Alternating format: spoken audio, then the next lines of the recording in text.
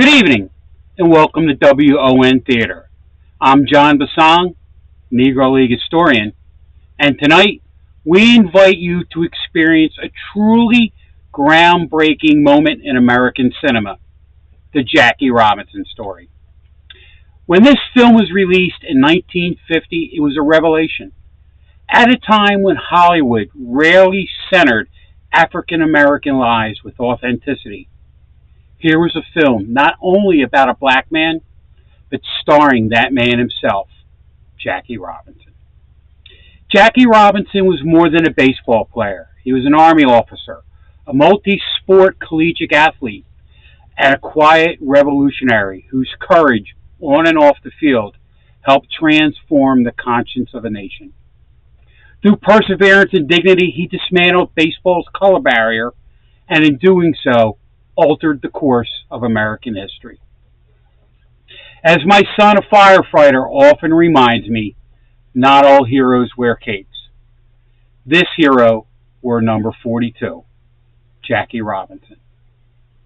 Now we present the Jackie Robinson story here on WON Theater, starring Jackie Robinson himself.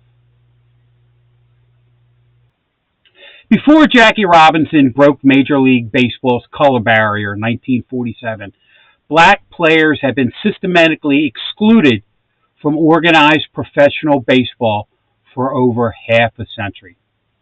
The last black player to appear in the major leagues prior to segregation was Moses Fleetwood Walker in 1884. His excellence on the field challenged prevailing racial assumptions of that era and frightened many white team owners. What followed was an unwritten but strictly enforced color line. Black players were banned from both the major and minor leagues, and in response, they formed their own leagues, self-organized, resilient, and rich with talent. Their earliest attempt at a formal league was the National Colored Baseball League in 1887. It only lasted 2 weeks, but for years, those teams barnstormed across the country, playing under varied rules, drawing thousands of fans, and proving time and again that black baseball was worthy of respect. A turning point came in 1920 when Andrew Rube Foster, former pitcher, manager, and visionary, founded the Negro National League. Teams like the Chicago American Giants, Pittsburgh Crawfords, and the legendary Kansas City Monarchs became powerhouses of the sport. On the East Coast, Ed Bolden formed the Eastern Colored League in 1923.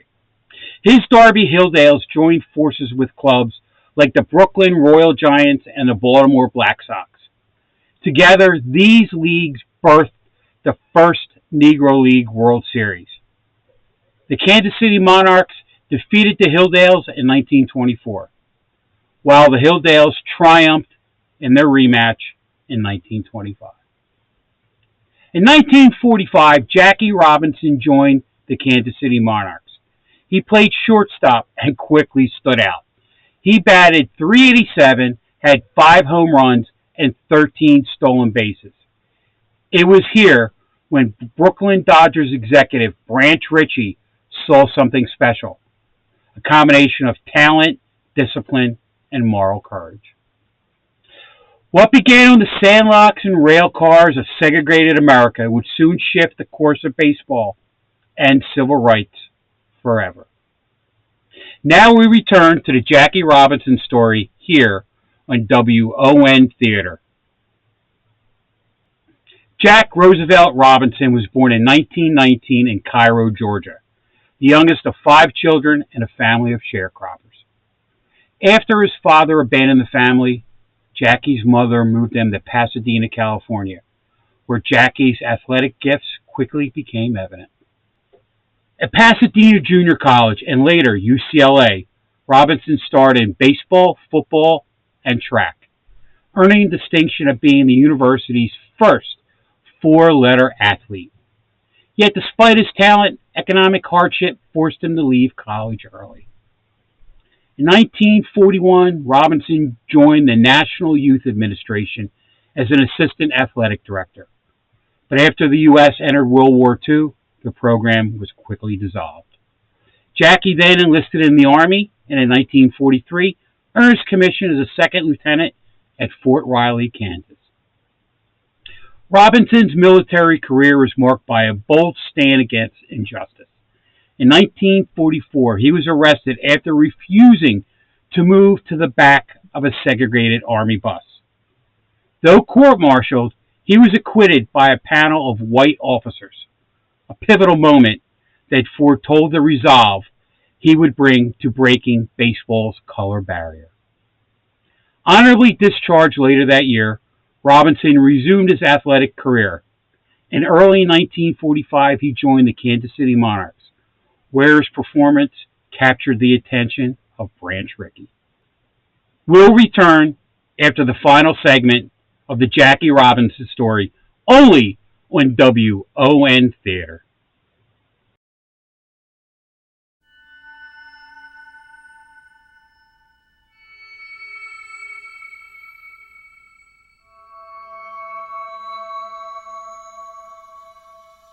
When I look out into this parking lot, I just don't see a place where an Acme used to stand.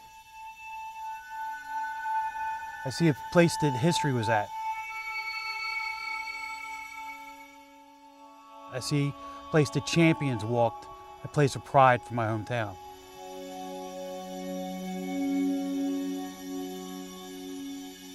Hilldale Park in the Philadelphia area was the place to be. It was the mecca for Negro League Baseball. It's an historic marker that we had dedicated. My name is John Basong, and I'm the project coordinator for the Hilldale Memorial. And it reads, the Hilldale Athletic Club, also known as the Darby Daisies. This baseball team, whose home was here at Hilldale Park. Well, it's important to remember these fellas because they couldn't play in the major leagues. The Major Leagues Baseball decided that they weren't going to hire and bring any blacks into the league. And yet these guys that played for this team could and did on several occasions play against white teams and beat them. And the 1925 Negro League World Series. The park was originally just a field, as everything was back then, because they weren't really expecting anything to come from the team. Owner Ed Bolden helped form the Eastern Color League. And then in 1917, they hired their first professional player. When they hired their first professional player, they saw the team going places. So they built stands. And it was just stands that I think it held like 300-400 people. And as the team progressed and the team actually started to make money, they started building and building, and the stadium went from holding about 300 to 400 people to, in the late 20s, held almost 8,000 people. It was a carnival. People wanted to come to this area. And actually, the trolley line that runs behind where the stadium used to be was actually put in to bring people to the stadium. This was a place to be. When people came to the games, they came wearing suits and hats. They wanted to be seen.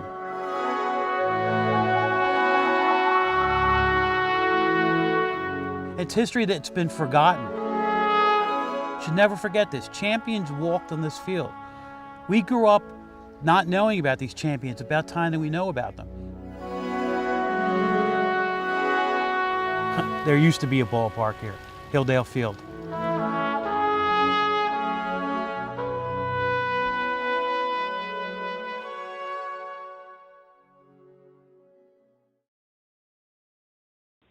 My journey as a Negro League historian began in 1999 with a simple detour. Driving through Kansas City, I passed by the Negro League Baseball Museum and decided to stop in. Inside, I discovered something remarkable. Darby Borough, my hometown, had once been home to a Negro League team, the Hilldales. How had I never known? The moment changed my life. I began campaigning to ensure the Hilldales' legacy was remembered. In 2004, when Major League Baseball reopened the Hall of Fame voting to include Negro League players, I joined the effort.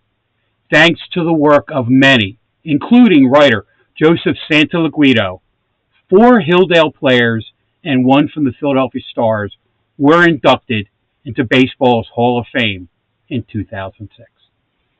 That same year, the state of Pennsylvania installed a historic marker at the site of Hilldale Field.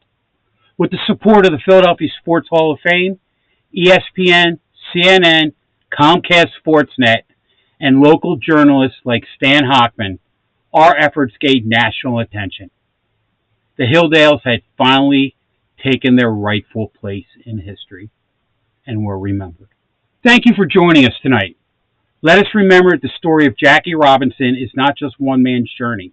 It's a testament to resilience, justice, and to the enduring spirit of those who refuse to be forgotten. Because not all heroes wear capes. Jackie Robinson wore number 42. Thank you, and good night.